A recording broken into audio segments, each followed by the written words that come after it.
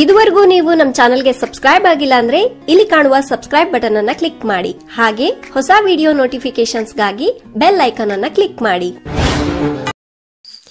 ಮಳಮಾಚಿನಹಳ್ಳಿ ಗ್ರಾಮಸ್ಥರ ಗೋಳು ಕೇಳೋರೇ ಇಲ್ಲ. ಮೂಲಭೂತ ಸೌಕರ್ಯಗಳಿಂದ ವಂಚಿತವಾಗಿದೆ ಈ ಹಳ್ಳಿ. ಶಿಡ್ಲಘಟ್ಟ ತಾಲೂಕಿನ ಮಳಮಾಚಿನಹಳ್ಳಿ ಗ್ರಾಮ ಪಂಚಾಯಿತಿ ವ್ಯಾಪ್ತಿಗೆ ಬರುವ ಮಳಮಾಚಿನಹಳ್ಳಿಯಲ್ಲಿ ಮೂಲಭೂತ ಸೌಕರ್ಯಗಳು ಕುಂಠಿತವಾಗಿವೆ. ಇದರಿಂದ ಸಾರ್ವಜನಿಕರು ಪರದಾಡುವಂತಾಗಿದೆ. ಗ್ರಾಮದ ಹಲವಾರು ಮೂಲಭೂತ ಸೌಕರ್ಯಗಳು ಇಲ್ಲದೆ ಗ್ರಾಮದ ಜನರು ಇಡೀ ಶಾಪ ಹಾಕುತ್ತಿದ್ದಾರೆ. ಬಿಡಲ್ಲ ನಾವಾಗ ಆ ಬೀದಿಕ್ಕೂ ನೀರಿಲ್ಲ ಈ ಬೀದಿಕ್ಕೂ ನೀರಿಲ್ಲ. ಇಲ್ಲಿ ಎಷ್ಟು ಮನೆಗಳಿದೆಯಮ್ಮ? ಇಲ್ಲಿ ಸುಮಾರು ಒಂದು ಒಟ್ಟು 50 ಮನೆಗಳೈತೆ. ಹೌದಾ? ಮತ್ತೆ ಒಂದೇ ಟ್ಯಾಂಕ್ ಇರೋದು ಇಲ್ಲಿ? ಎರಡು ಐತೆ. 50 ಮಂದಿ ಜಾಸ್ತಿ ಐತೆ. ಎರಡು ಸಿಸ್ಟಮ್ ಇರೋದು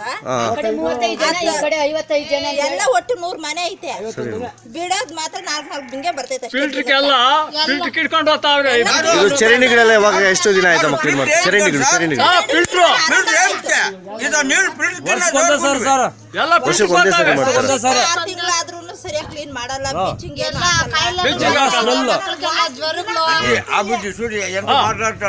ಊಟ ಮಾಡಕ್ಕಾಗಲ್ಲ. ಎಲ್ಲ ಬಾರಿ ಏನೋ ಬೇಬಿಟ್ಟು ಕೆಲಸ ಮಾಡಿಸೋದು. ನೀವು ಪಂಚಾಯತಿಗೆ ಹೇಳಿದ್ದೀರಾ? ನೀವು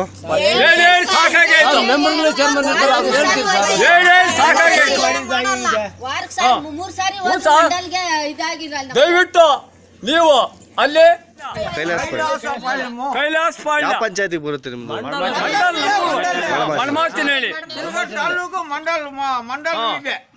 ಜಮಕೋಟ್ ಹೋಬಳಿ. ಗ್ರಾಮದ ಕಾಲೋನಿಯಲ್ಲಿ ಬಡವರಿಗೆ ಸ್ವಚ್ಛತೆ ಇಲ್ಲದೆ ಪರದಾಡುವಂತಾಗಿದೆ. ಗ್ರಾಮದಲ್ಲಿ ವಾಸವಾಗಿರುವ ನಿವಾಸಿಗಳು ಅಲ್ಲಿಗೆ ಭೇಟಿ ನೀಡಿದ ವರದಿಗಾರರೊಂದಿಗೆ ಮಾತನಾಡಿ, ಗ್ರಾಮದಲ್ಲಿ ಹಲವಾರು ಚರಂಡಿಗಳು ತುಂಬಿ ತುಳುಕುತ್ತಿದೆ ಹಾಗೂ ಗಬ್ಬುನಾಥ ಹೊರಗೆ ಬರುತ್ತಿದೆ. ಈ ಸಂಬಂಧ ರೋಗ ರುಜಿನಗಳು ತುತ್ತಾಗಬಹುದು. ಆದ್ದರಿಂದ ಚರಂಡಿಯ ಮೇಲ್ಭಾಗವನ್ನು ಚಪ್ಪಡಿ ಕಲ್ಲಿನಿಂದ ಮುಚ್ಚುವುದಾಗಿ ಅಧಿಕಾರಿಗಳಲ್ಲಿ ಮನವಿ ಮಾಡಿದ್ದಾರೆ. ಮಳಮಾಚಿನಹಳ್ಳಿ ಗ್ರಾಮ ಪಂಚಾಯಿತಿ ವ್ಯಾಪ್ತಿಯ ಗ್ರಾಮದಲ್ಲಿ ನೈರ್ಮಲ್ಯ ಎನ್ನುವುದು ಮರೀಚಿಕೆಯಾಗಿದ್ದು, ಗ್ರಾಮದ ಚರಂಡಿ ದುರ್ವಾಸನೆಯಿಂದ ಸೊಳ್ಳೆಗಳ ಕಾಟ ಹೆಚ್ಚಾಗಿದ್ದು, ಗ್ರಾಮಸ್ಥರು ರೋಗಗಳ ಭೀತಿಯಲ್ಲಿ ಜೀವಿಸುವಂತಾಗಿದೆ.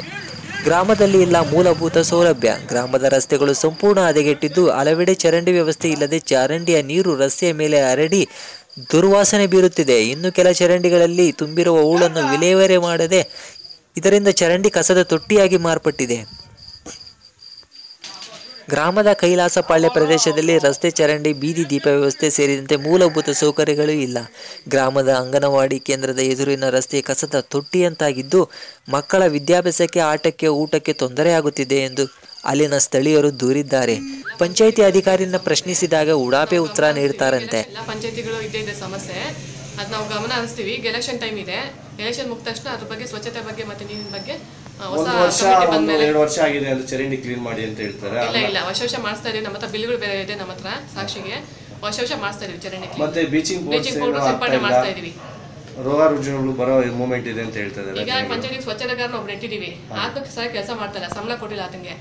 ಆತನ ಸ್ಥಾನ ಖಾಲಿ ಇದೆ, ಬೇರೆ ತಗೊಂಡು ಅದನ್ನೆಲ್ಲ ಸ್ವಲ್ಪ ಬ್ಲೀಚಿಂಗ್ ಪೌಡರ್ ಸಿಂಪಡಣೆ ಮಾಡಿಸೋದು ಎಲ್ಲ ಮಾಡಿಸ್ತೀವಿ. ಸರಿ.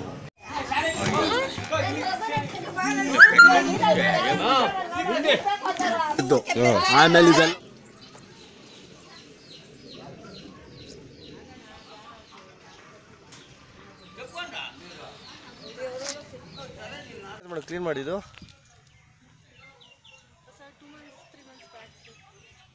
2-3 months back.